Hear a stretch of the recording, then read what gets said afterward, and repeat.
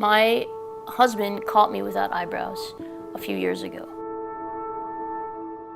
For 20 years, I suffered from hair pulling disorder, which is this mental health condition also known as trichotillomania, wherein I compulsively pull out my hair.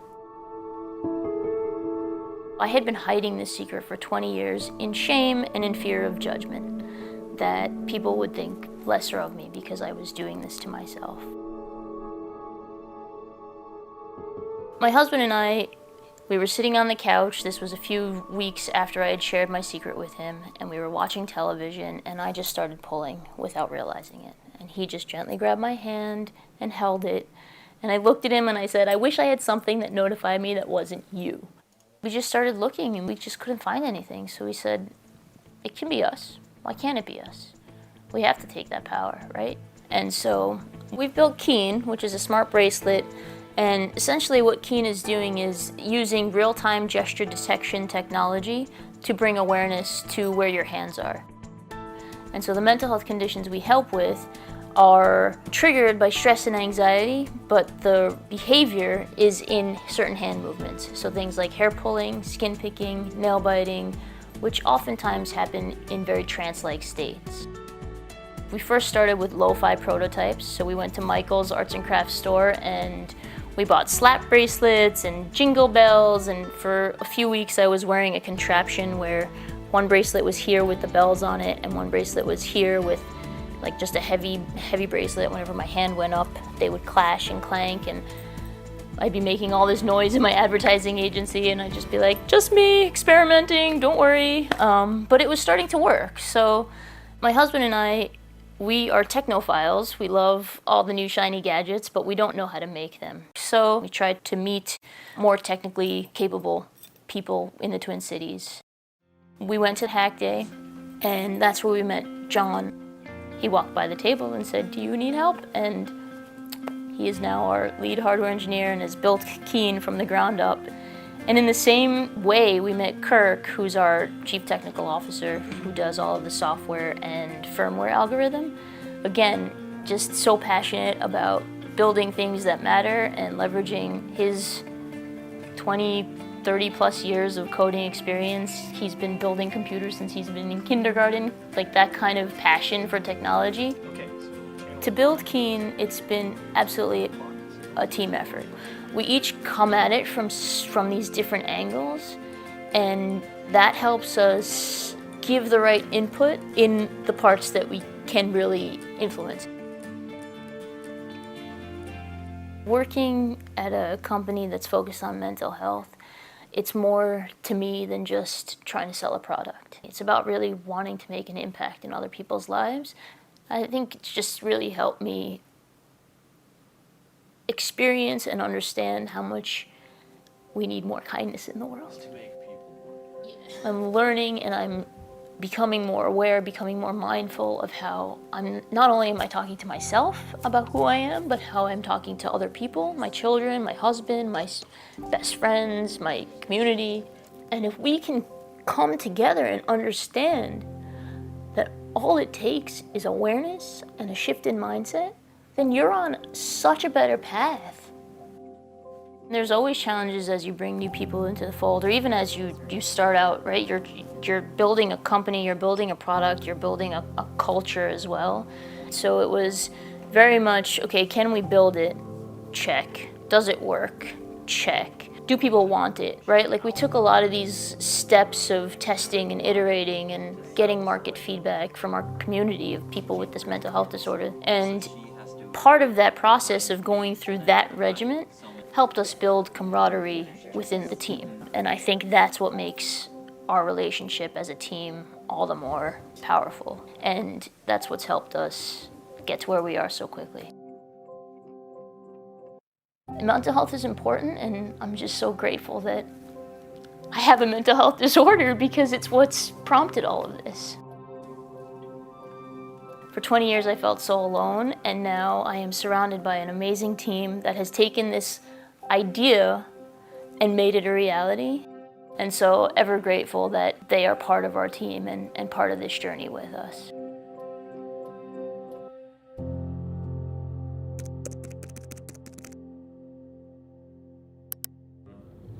Hey everyone, we're here at Twin Cities Startup Week. My name's Dalton. I'm the director of the flying program, and I'm here with my good friend Aneela Kumar. Thanks for having me, Dalton. This is And really fun. I think I messed up your last name, so we should probably that's redo fine. that. It's, Inani, right? Either one. I mean, legally it's Idnani.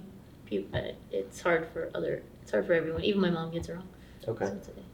Well, I'm here with my good friend Aneela Idnani, and we are going to just kind of be talking about entrepreneurship in the Twin Cities, kind of why Minneapolis, St. Paul is a cool region to be and to live.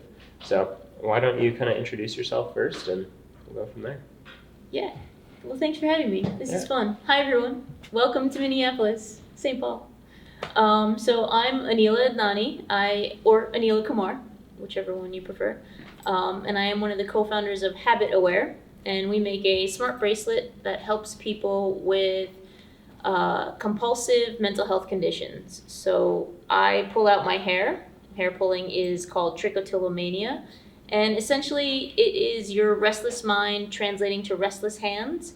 And we help build awareness of these trance-like behaviors so that the 20 plus million Americans suffering from these conditions can take control. Wow, so cool. It's pretty exciting. Yeah.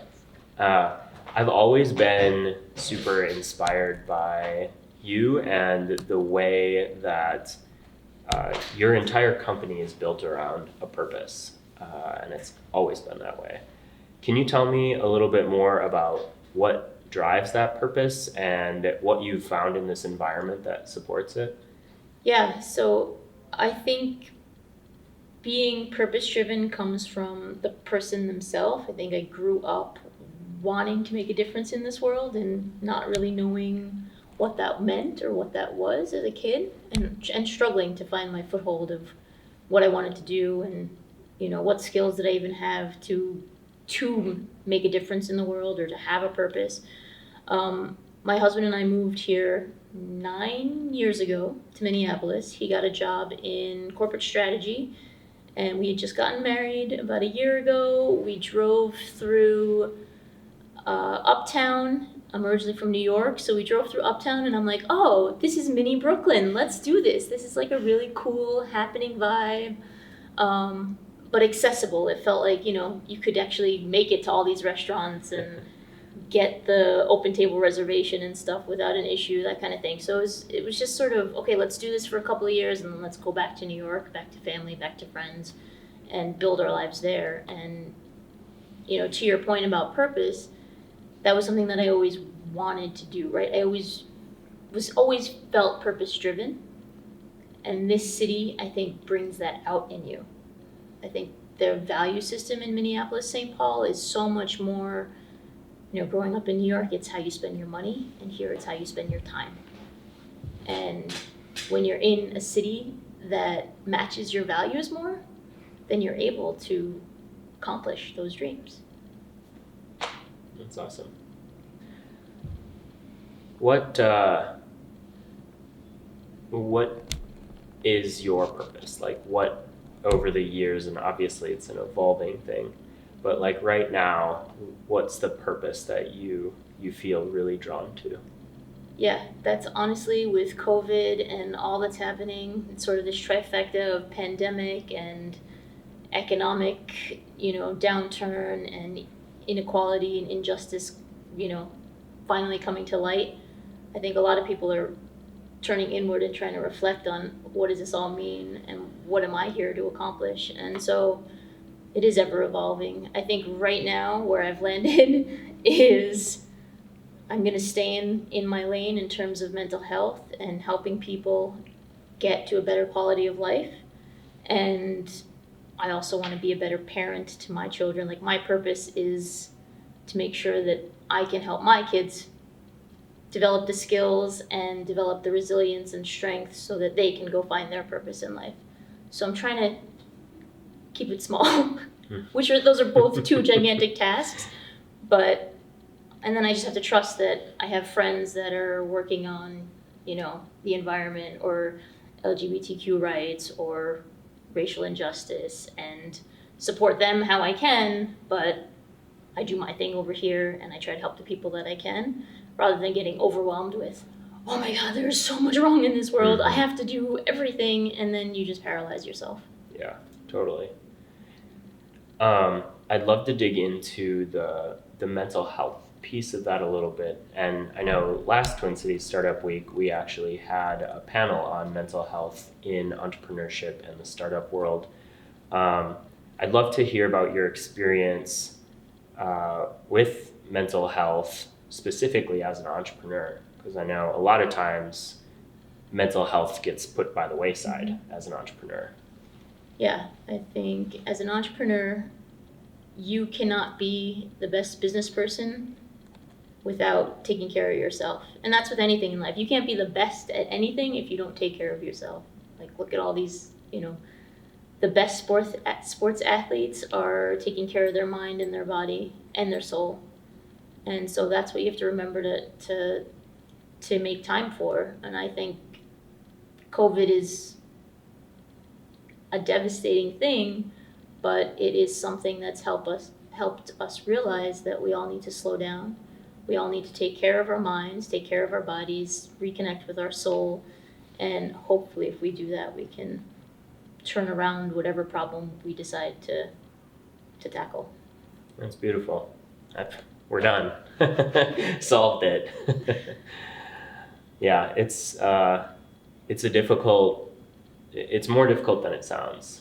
Yeah, no, it's definitely, oh God, it's hard because there's so much, as an entrepreneur, I mean, there's so much doubt in, is this the right decision? Is this the right decision, or is this the right decision? And there's certain things you just can't A/B test. You have to kind of go with your gut, or you have to seek advice from people that have been there before or experts in their field to make sure you're making the right business decisions to grow the business and to grow your customer base, your community.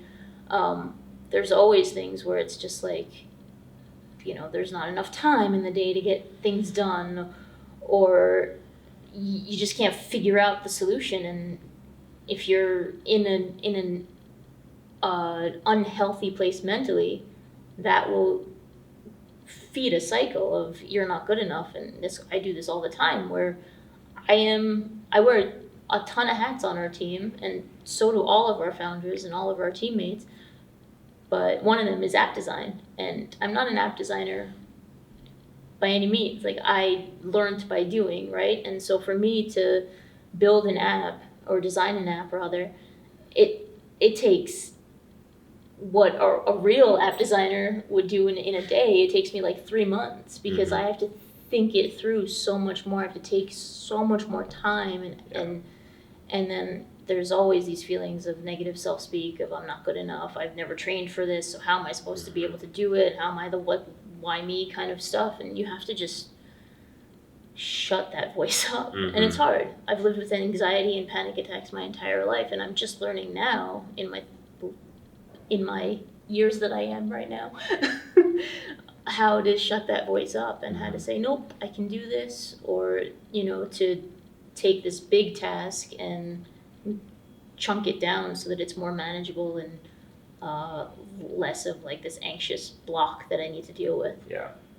Yeah, and as entrepreneurs, we don't have a direct manager telling us, yep, that's good enough, or that's what I was looking for. It's like you have to deal with your own, at least for me, like my perfectionist mind is like, nope, keep going, that's not good enough, scrap it, start again. Yeah. And then you just get sucked into the black hole of doing the same thing over and over, or you start over, you have a new way of doing it, like midway through you're almost done and you're like, oh no, I found a better way. And yeah, that perfectionist attitude, because I used to work in advertising, and that's what it was. Like, clients were constantly pixel pushing, and at some point you're just like, just ship it better, just get it out, like it's done, But then when you're on the other side, you want it to be perfect. And it's so difficult to just say, okay, like, done is better than great. Getting it out there, helping people, rather than, and then getting it out there, there's just fear around that. There's so much fear, anxiety, fear. I mean, oh my God, you're an entrepreneur, they say, only the crazy ones, right? Because you need a little bit of like that like I don't know what it is. I don't know, you just, to be able to look anxiety and fear in the face and to go do some thing that you've dreamt up in your mind, Mm-hmm. it takes guts. Mm-hmm. And it's freaking hard. Yep. And it's scary as hell. Because this is what you choose to do your life, to spend your life on. And there's days where I'm like, okay, well, shit, what if this happens or that happens or whatever. My anxious mind goes to all these doomsday scenarios. Yeah. And now I just sort of am resolved to whatever happens, happens. Like, it's meant to be.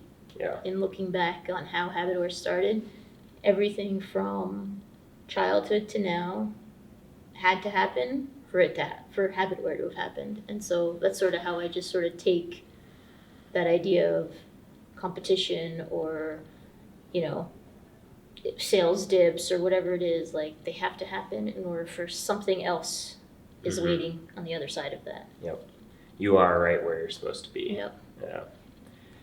What has the conversation been like in the Twin Cities area from your perspective around this topic, around mental health?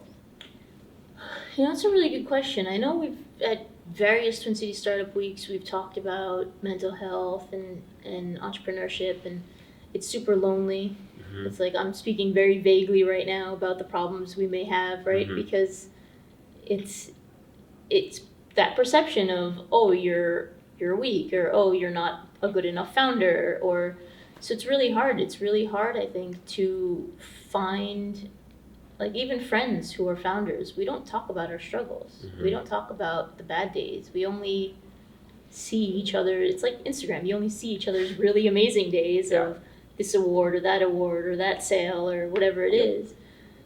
Because there's this perception that you have to kind of keep up this perception of everything is perfect, when we all know that's not true. But it's hard. I don't know. I honestly think we do need to talk more about it. But it's hard. I think it was probably around the time Habitware started happening.